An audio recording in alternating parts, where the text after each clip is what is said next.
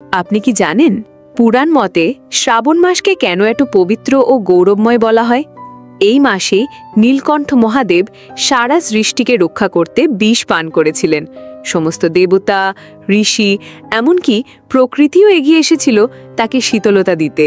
তাই আজও আমরা এই মাসে শিবলিঙ্গে জল, দুধ ও বেলপাতা অর্পণ করি, ভগবানের সেই ত্যাগ ও করুণার প্রতি কৃতজ্ঞতা জানাতে।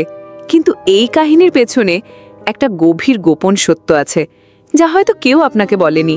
আকাশে ২৭টি নক্ষত্র আছে। বছরের একটি বিশেষ সময়ে পূর্ণিমার রাতে চন্দ্র অবস্থান করে শ্রবণ নক্ষত্রে। তখনই শুরু হয় শ্রাবণ মাস। শ্রাবণ শব্দের অর্থই হলো সোনা। এই মাসে প্রকৃতি হয়ে ওঠে শান্ত, বিশুদ্ধ ও শক্তিতে পূর্ণ।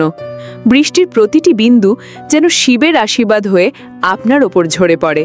এই মাসে আপনি সত্যিই শিবকে অনুভব করতে পারেন, তাকে শুনতে পারেন, তার ভক্তিতে নিজেকে সমর্পণ করতে পারেন। তাই প্রতিদিন অন্তত একবার ধ্যান করুন, শিব নাম জপ করুন, কারণ শ্রাবণ মাস শুধু এক মাস নয়, এ এক দিব্য সাধনার পথ। আপনি যদি চান এই শ্রাবণ মাস নিয়ে আরও বিস্তারিত জেনে নিতে, তাহলে কমেন্টে লিখুন হর হর মহাদেব, আর ভিডিওটি শেয়ার করুন সেই সব মানুষের সঙ্গে যারা আজও শিবের করুণা খুঁজছেন। ফিলাউরার পক্ষ থেকে আপনার আত্মিক যাত্রায় রইল অশেষ প্রার্থনা।